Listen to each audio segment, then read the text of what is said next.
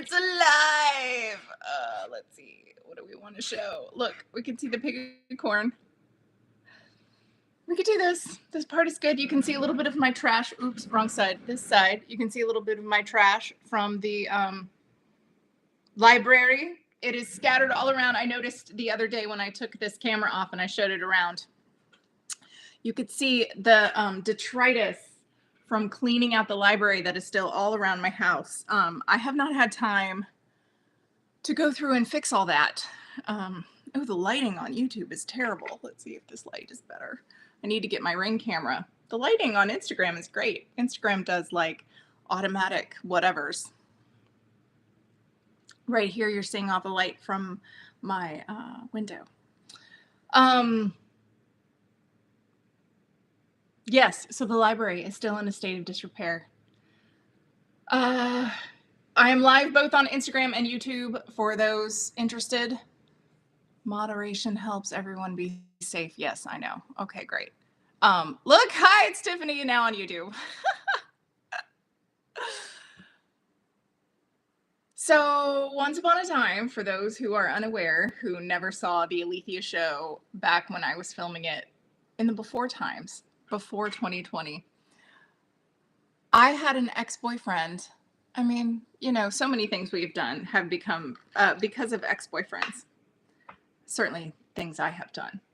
But I had an ex-boyfriend that told me that he did not love how every place we went and every event ended up turning into the Alethea show, and how I had hello, I do have coffee. I have iced coffee. I have it in my Big Texan free cup that they give you when you go visit the Free Texan. This is the water cup that they give you.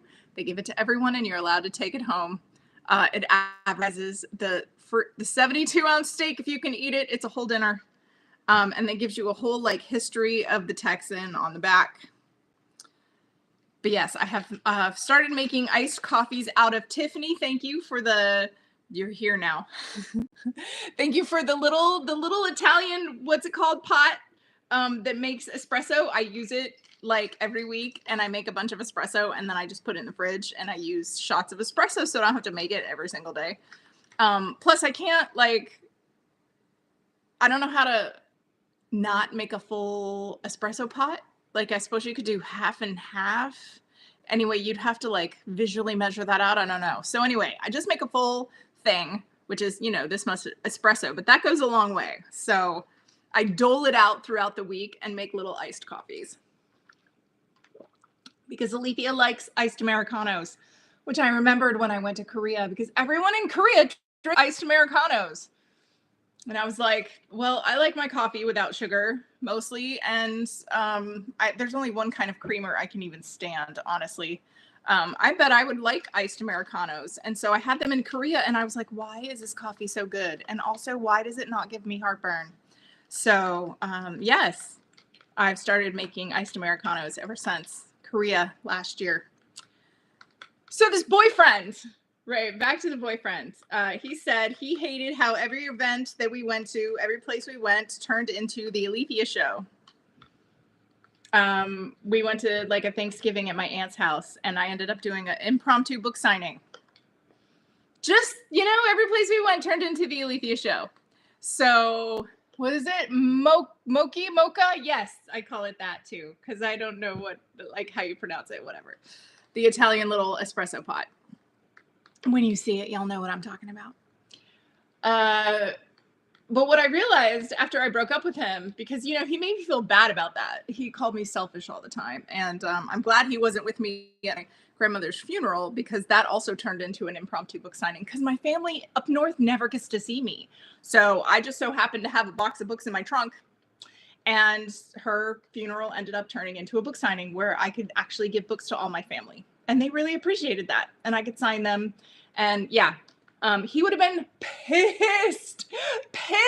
My grandmother would have been thrilled. This ex-boyfriend would have been pissed because he hated that everything turned into a me event. And I mean, that's what you get when you take me to a place. It's like the curse of the micro celebrity. apparently this is a thing in relationships. People don't like dating anybody with any modicum of popularity because it really like bothers them on a deep, deep level. I was unaware of this, of course, until it happened to me. I did not know that him calling me selfish, which was actually him being selfish and me being just a workaholic, because I take me wherever I go. It's me. Sorry. I show up and people like to talk to me about things, usually books, but now it's storm chasing or K-pop, which I can go on about forever. Like my fabulous DKB shirt, if you would also like an Urban Ride shirt. DKB didn't have merch for their concert, so I made it myself. Look, can you see the back? Oh, I'll turn around so you can see the back. Justine designed this. I love it. It is my Urban Ride merch. Available in my Amazon store because DKB did not make it available anywhere, and I wanted to show my support. I'm glad I saw them in concert. I am sad that I missed DPR Ian and Ghost 9. Oh, I really would have loved to see Ghost 9. But by then I was horribly out of money. Hi, Tim. Mwah! Oh, I wonder if you're there. Hi, I miss you and I love you. I'm also live on YouTube for those who don't know. I'm multitasking. Yeah, Insecure Little Weasel. I've dated a few of those. So I gave up. So, yeah, K-pop. So K-pop merch and K-pop promotion has really informed a lot of what I do. I'm sad I did not see Ghost 9 because I ran out of money. I just republished the Wonderland alphabet, which I wanted to show all of you. Since I'm sharing this on YouTube, hopefully I will be able to go on and like take a little bit of this and put it on TikTok or whatever. But in case you haven't seen it, I should show you the original. Hold on. Where's the original Wonderland alphabet? School Library Journal hated the original Wonderland alphabet so much that 50% of the review was a terrible review because they said this book should never have been this small. It should never have been a board book. It's a board book. It's one of those fat, chunky books for babies. They said it was not for babies, that a two-year-old would be offended by reading this, which I thought was a bit much. And they gave me the best pull quote ever, which is, what were they thinking? So what you don't realize is until you get this giant copy, which it always should have been, because Janet's art is amazing. And this original piece was the size of like a coffee table because there is so much detail in this picture as she falls down the rabbit hole. Yeah, Janet's art is amazing and deserves to be so large that you can actually see all of the details. She drew all of this. She decoupaged all of this and drew every little tiny piece. And all of the things inside the letters, she drew that. All of the play that they'd make with the letters. There's typography played with the letters. And you cannot see that in the tiny book. There were things I did not know were in this book. I'm sure Janet knew them. I did not know them. I did not know them. So, yes, if you do not have a copy of the Wonderland alphabet, please, please, please, please. It is beautiful. It is out now in the size it should have been in both hardcover and paperback. Both are this gigantic, lovely size. Hardcover is great for libraries or, you know, kids that need that are going to be a little rougher with their books. Paperbacks are for kids that are so rough, they're just going to need to buy another one anyway, because it's much cheaper. So this is available now. I put it up for pre-order. It was up for pre-order for like 3 months. I was so excited because I was like, finally, I have a book that's up for pre-order. It's going to launch on the first day of summer. I'm so excited. And when all the pre-orders dropped, I realized how many pre-orders there were. There were 4. Why did I put this book up for pre-order? Ever. 4. 4 copies sold, and I know at least who bought one of them. So, hooray! It's now available. Please purchase it. It would be great. Please tell all your friends. The Wonderland alphabet is amazing. I'm gonna do a little. I definitely want to do A is for Alice. A is for Alice, a curious girl who fell very far through a hole in the world. She followed a clock-watching rabbit, you see, to a land full of wonder and madness and tea. That's A is for Alice. I've only memorized a couple poems in this book. My other favorite is Mad Hatter. Mad Hatter, savior so carefree, turns our water into tea. Oft declaring there and thence much madness is divinest sense. I love Mad Hatter.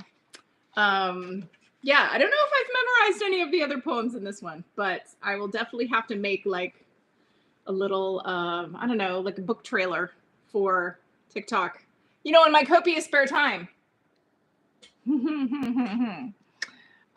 Get that one and the Alpha Oops ones for my newest niece. Yes, so Alpha Oops, I'm still working on. I'm talking to Candlewick. It's a whole thing. Right now, officially, the first one is only available in paperback.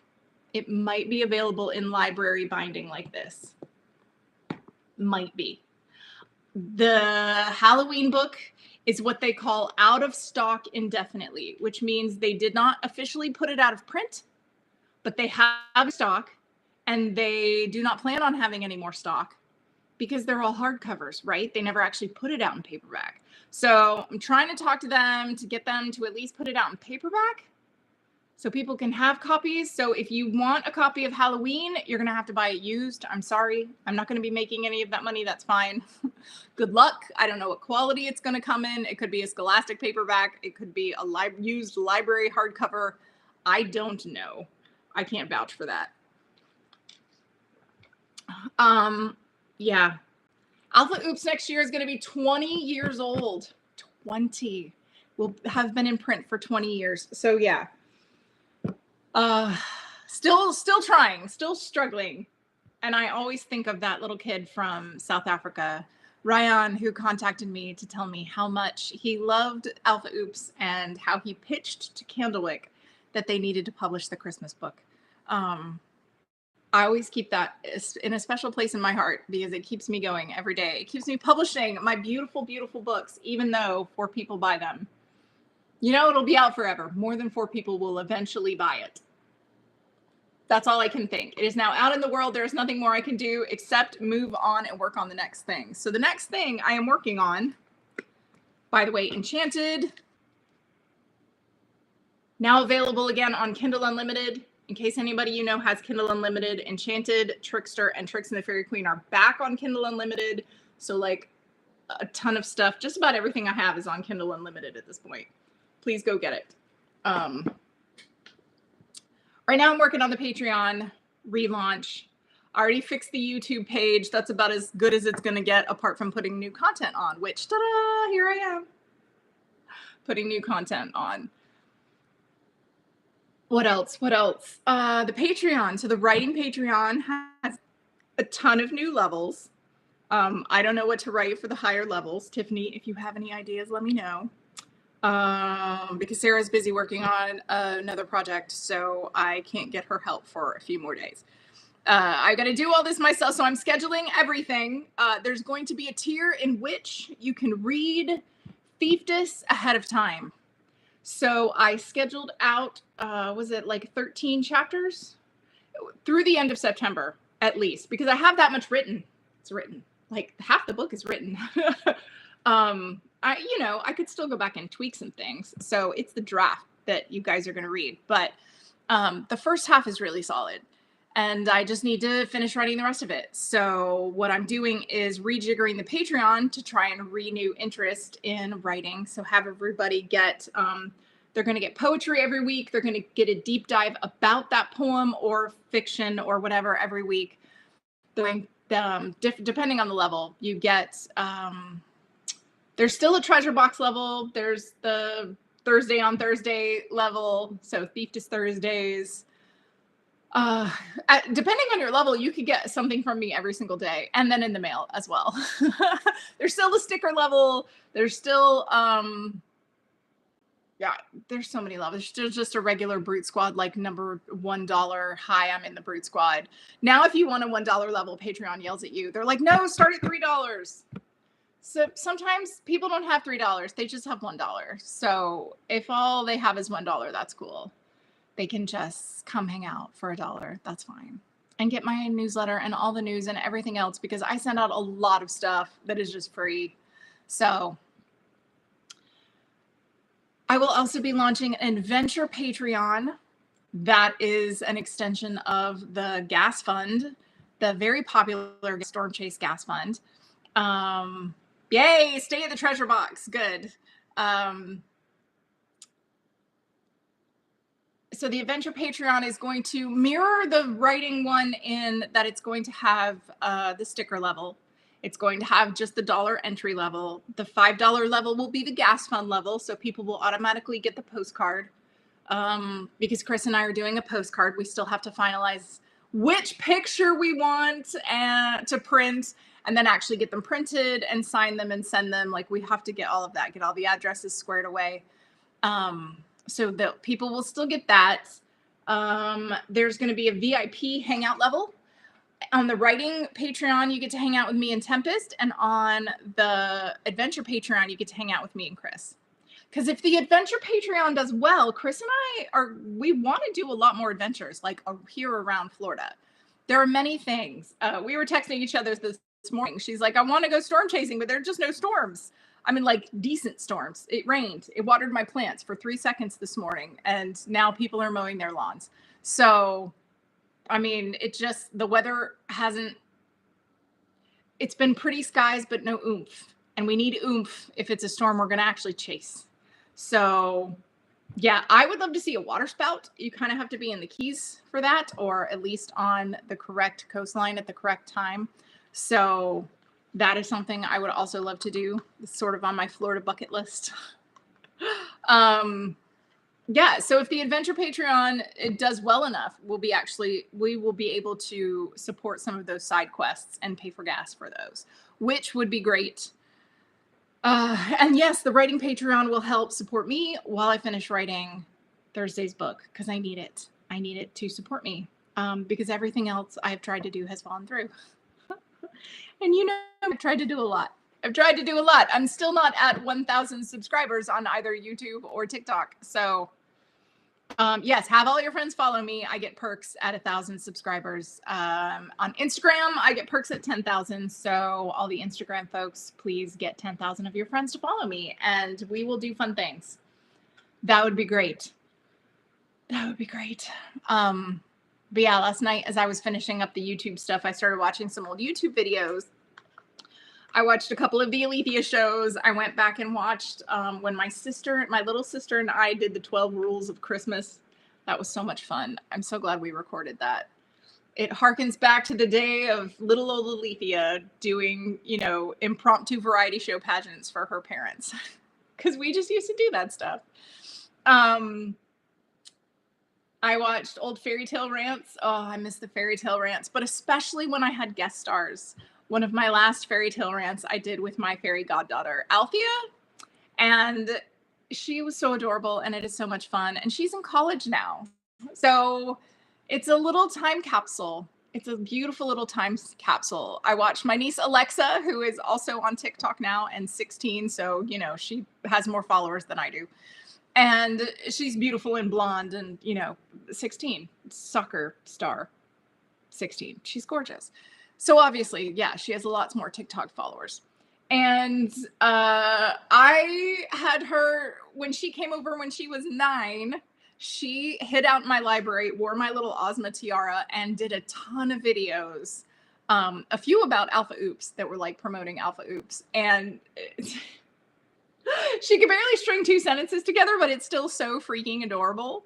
I kind of want to edit some of those videos and put them on TikTok too, just because, yeah, she's adorable, and she is no longer 9. It's precious. It's precious, this little time capsule. So, yeah, when I sent the Vanner fandom BBS, we put together a book for one of the boys. I can't remember which one. Taewon, Haesung.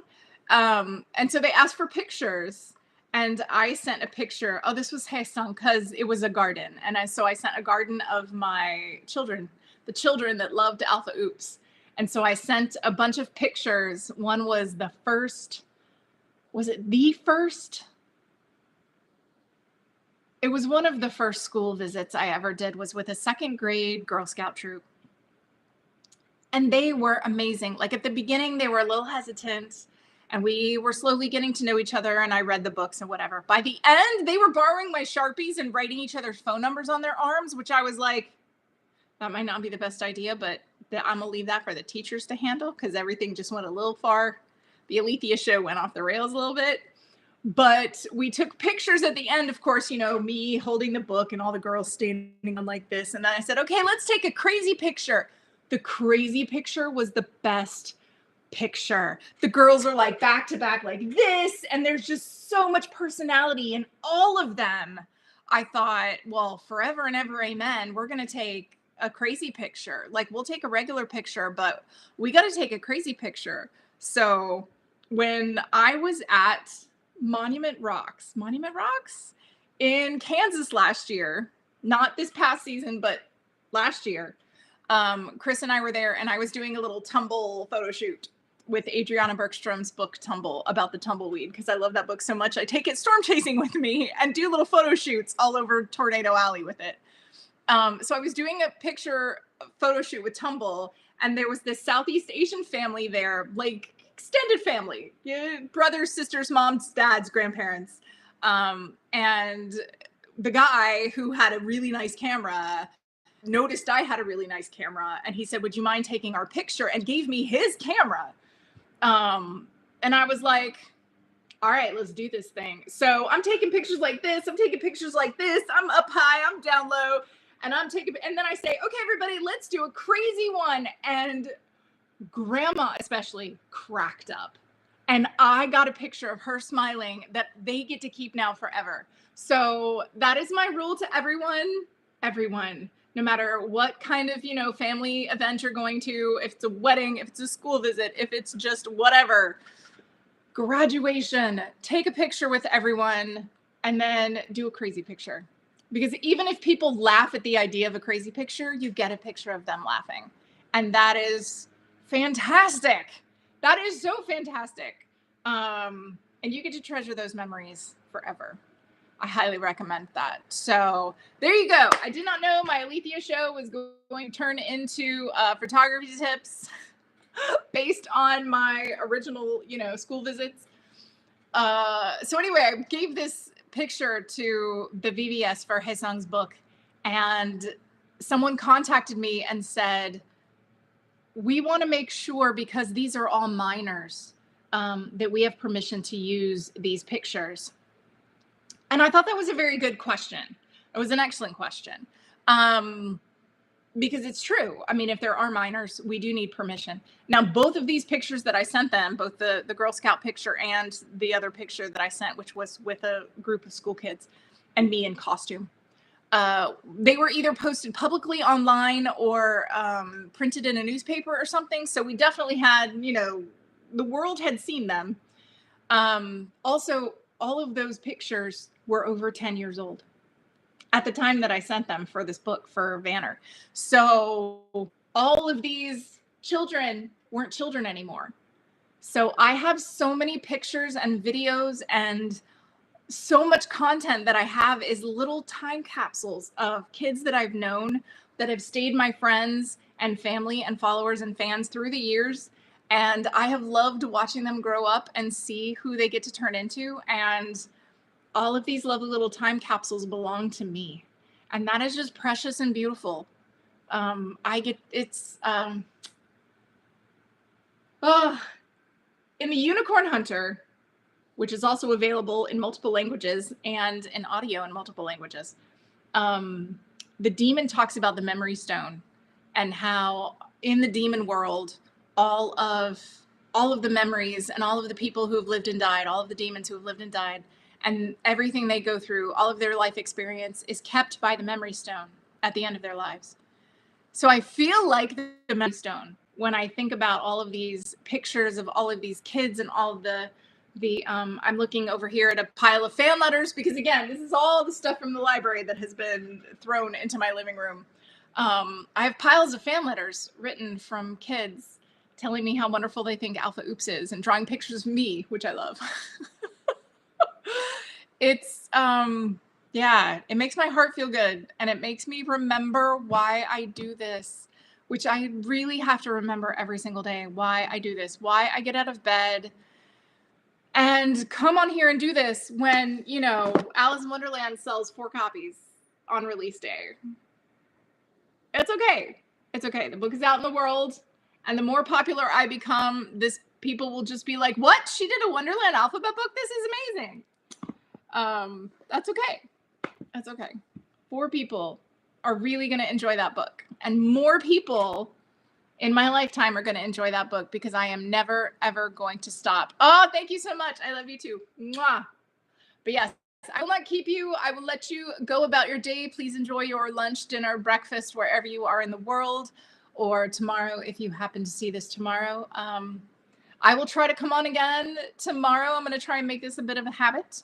So I will come on again tomorrow, and perhaps if I do, we will pull an oracle card from Deborah Blake's Everyday Witch Oracle. In fact, you know what? Let's go ahead and pull one today. I'm still learning what all these cards mean, so you'll have to give me a second. All right. Here's the one. Oh, look, Deborah has actually signed this version. Haha. I like when they come in a box, a nice box. All right, so this card is called Healing Waters. Healing Waters. It's a beautiful card.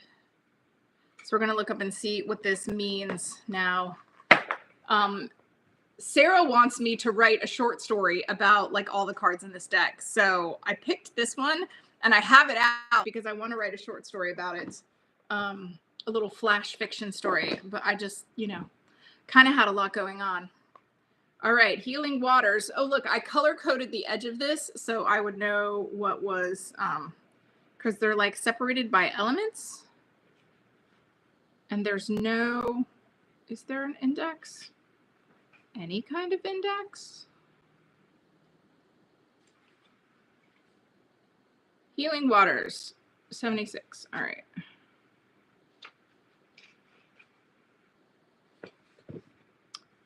Change and movement, Healing Waters. Water has always been associated with healing. There's sacred springs, pools, and wells all over the world. It is traditional in many places to make a pilgrimage to these healing waters, often at the time of the summer solstice. Oh, well, this is timely then. But you can use water for healing work all year round, even if you have to create your own sacred site. Hint, if you have a bathtub, you're in luck. Oh, that's actually really smart. I joke about how I'm going to fill my bathtub with water and put koi fish in it because I kind of hate baths. But I have a beautiful bathtub. Salt and water are often used for cleansing magical rituals. So if you don't have a body of water nearby, you can still take advantage of water's healing powers. Or if you just stand outside when it's raining. It did rain for 2 seconds today. We're witches. We know how to improvise. This is true. This is so true. So then it sort of gives you a little like action, divination, magic that you could do in association with this deck, with this card that you have. And I won't read all of that stuff because, that is proprietary to the book. But yes, Everyday Witch Oracle. So let's have a bit of healing today. Water, drink water, stay hydrated, especially everyone in the Northern Hemisphere. That's very important. The sun is ruthless. So stay hydrated, drink water, bathe yourself today. Take an extra moment when you're taking that shower to just ask the water to sort of cleanse your soul. It sounds silly, but just do it. Just take a second. Just do it. And see how good it makes you feel. Also another tip, especially in the summer, turn the water down a few degrees. I know most people hate taking cold showers, but there is just something. I take so many cold showers and it is so incredibly refreshing, especially if I turn it really cold at the end. It just really wakes your system up. They do this at spas too. They have often a hot and a cold bath. So in your shower, right that last few minutes in the shower, turn it on cold. I know it sounds crazy. Trust me, you may thank me later. Okay, and I will see you tomorrow. Love you guys. Mwah. And two. Okay, where does it say end stream now?